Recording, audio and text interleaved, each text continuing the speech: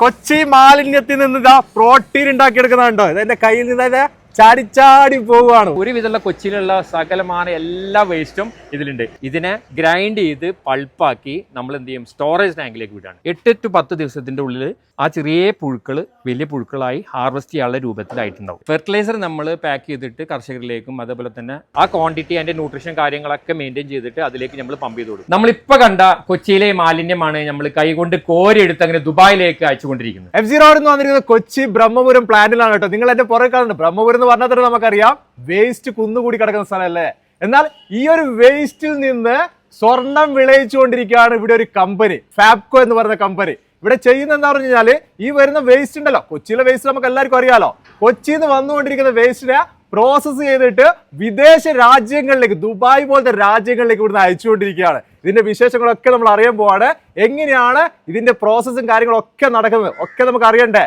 ഫാബ്കോ കമ്പനിയുടെ വിശേഷങ്ങളിലേക്ക്. ഫാബ്കോ കമ്പനിയുടെ ഡയറക്ടർമാരിൽ ഒരാളായിട്ടുള്ള ഉസ്മാനിക്കാണ് ഇപ്പൊ എന്റെ കൂടെ ഉള്ളത്.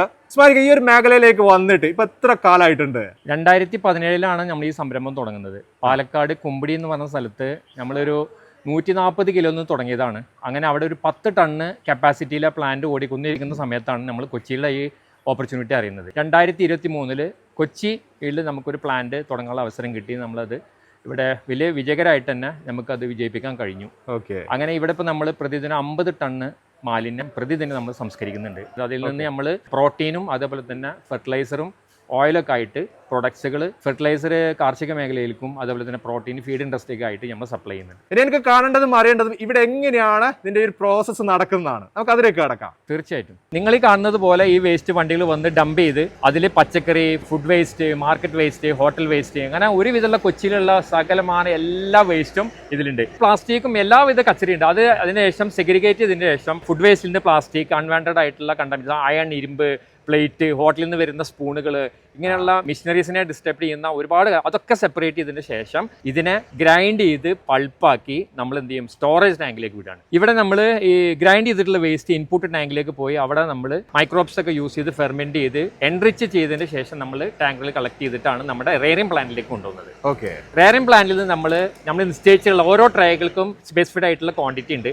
ആ ക്വാണ്ടിറ്റി അതിന്റെ ന്യൂട്രീഷൻ കാര്യങ്ങളൊക്കെ മെയിൻറ്റെയിൻ ചെയ്തിട്ട് അതിലേക്ക് നമ്മൾ പമ്പ് ചെയ്ത് കൊടുക്കും. അങ്ങനെ പമ്പ് ചെയ്യുന്ന ട്രേകളെ നമ്മുടെ സ്റ്റാക്കർ ഉപയോഗിച്ചിട്ട് അതിന്റെ മോയ്സ്ചറും കാര്യങ്ങളും റെഗുലേറ്റ് ചെയ്യുന്ന ആ ഒരു സെക്ഷനിൽ നിന്ന് അതിലേക്ക് ബേബി ലാർവനെ ഇൻട്രൊഡ്യൂസ് ചെയ്യാണ്.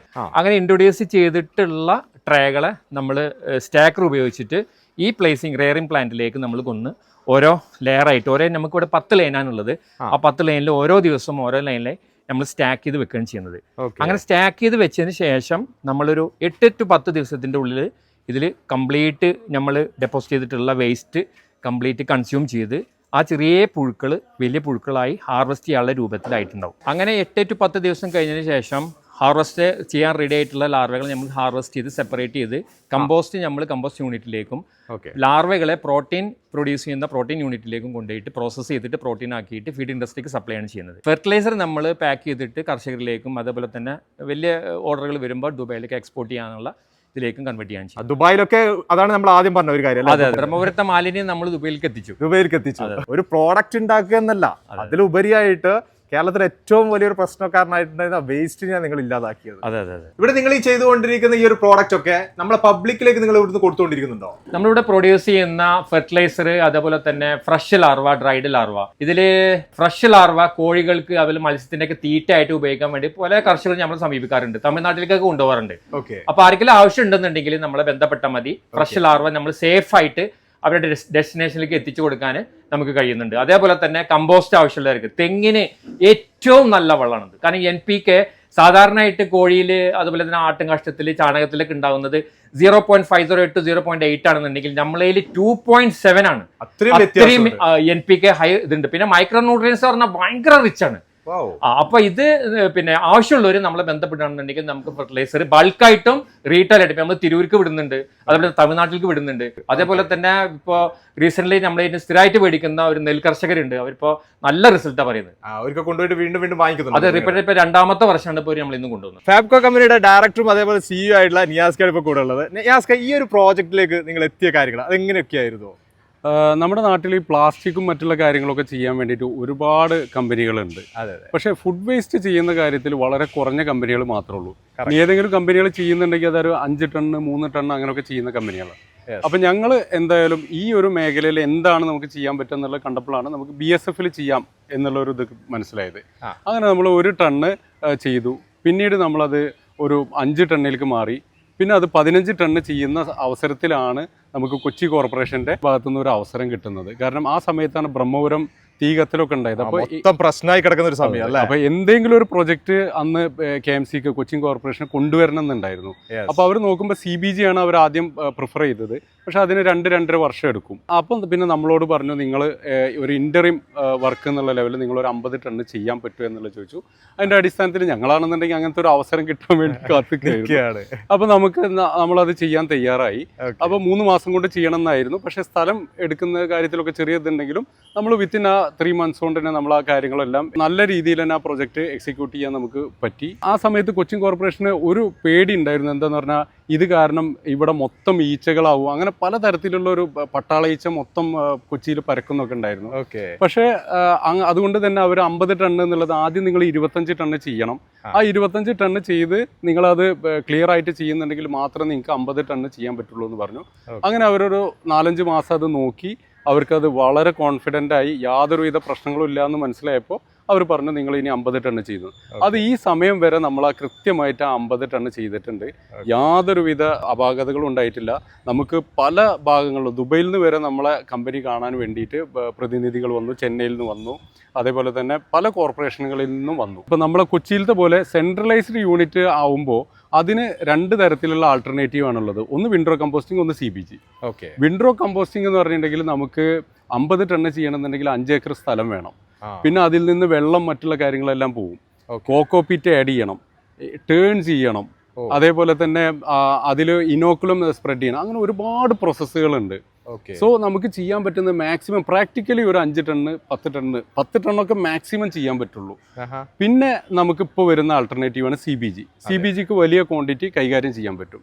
പക്ഷേ അതേപോലെ തന്നെ അതിന് എന്താണ്, ഇപ്പോൾ നമ്മളിപ്പോൾ ഈ 1.5 ഏക്കറിൽ ചെയ്യുന്ന പരിപാടി അവർ ചെയ്യണമെന്നുണ്ടെങ്കിൽ 7 ഏക്കർ ഒക്കെ സ്ഥലം വേണം. അത്രയും സ്ഥലം ആവശ്യമാണ്. മാത്രമല്ല നമുക്കിപ്പോൾ ഒരു 5 കോടി 6 കോടി ഇൻവെസ്റ്റ്മെൻറ്റ് വരുന്ന സ്ഥാനത്ത് അവർക്ക് ഏകദേശം ഇപ്പോൾ എനിക്ക് തോന്നുന്നു ഇവിടെ കൊച്ചിയിലത്തെ പ്രോജക്റ്റൊക്കെ 125 ടണ്ണ് ചെയ്യാൻ ഏകദേശം 100 കോടിയുടെ രൂപയുടെ അടുത്താണ് അതിൻ്റെ കോസ്റ്റ് വരുന്നത്.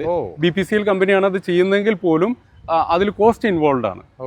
അപ്പോൾ അങ്ങനെ ഒരു കാര്യം കൂടി, ഹ്യൂജ് എമൗണ്ട് ആവശ്യം വരും. അതെ, ഇത് BSF ആയതുകൊണ്ട് തന്നെ 10 ദിവസം കൊണ്ട് ഈ കൺവേർഷൻ നടക്കുന്നത് കൊണ്ട് കുറഞ്ഞ സ്ഥലം മതി.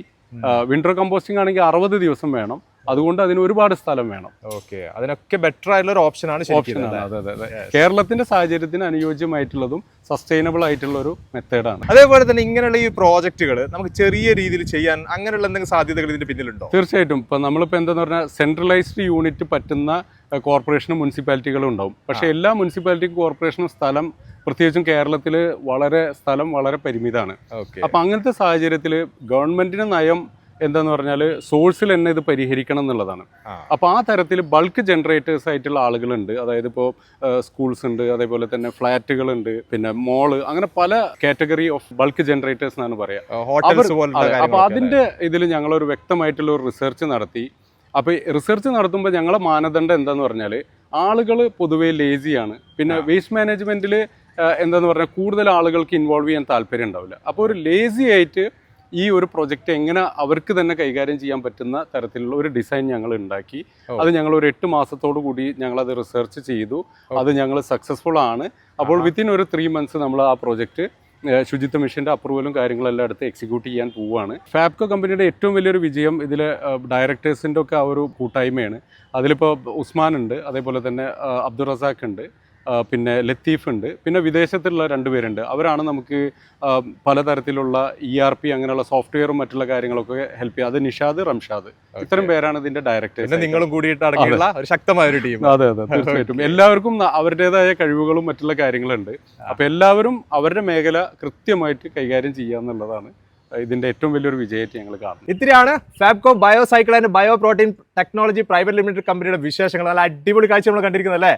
നമുക്കൊക്കെ ഭയങ്കര സന്തോഷം തരുന്ന ഒരു വീഡിയോ തന്നെയായിരിക്കും ഇതെന്ന് എനിക്ക് ഉറപ്പുണ്ട്. കാരണം നമ്മുടെ നാടിൻ്റെ ഏറ്റവും വലിയ പ്രശ്നക്കാരനായിരുന്നു നമ്മുടെ വേസ്റ്റുകൾ എന്ന് പറയുന്നത്. അതിനെ വളരെ സിമ്പിളായിട്ട് പ്രോസസ്സ് ചെയ്തിട്ട് നമ്മുടെ കൈകൊണ്ട് പോലും നമുക്ക് എടുക്കാൻ പറ്റുന്ന രീതിയിലേക്ക് ഇതിനെ മാറ്റിയെടുക്കുന്ന ഒരു ടെക്നോളജി, ഒരു പ്രോസസ്സിങ് രീതിയാണ് ഫാബ്കോ ഇവിടെ ചെയ്തുകൊണ്ടിരിക്കുന്നത്. കാഴ്ചകളൊക്കെ നമ്മൾ കണ്ടിട്ടുണ്ട്. ഇനി ഇതിൽ കൂടുതലായിട്ട് എന്തേലും നിങ്ങൾക്ക് അറിയണം തീർച്ചയായിട്ടും വിളിക്കുക കേട്ടോ. നമ്പർ ഡിസ്ക്രിപ്ഷനിൽ ആഡ് ഉണ്ട്, വിളിക്കുക, നിങ്ങൾക്ക് സംസാരിക്കാം. ഈ ഒരു വീഡിയോ ഇവിടെ ചേർത്താണ്. അടുത്ത ദിവസം ഒരു അടിപൊളി വീഡിയോ ആയിട്ട് നിങ്ങളുടെ മുന്നിലേക്ക് വരാം. Okay, by.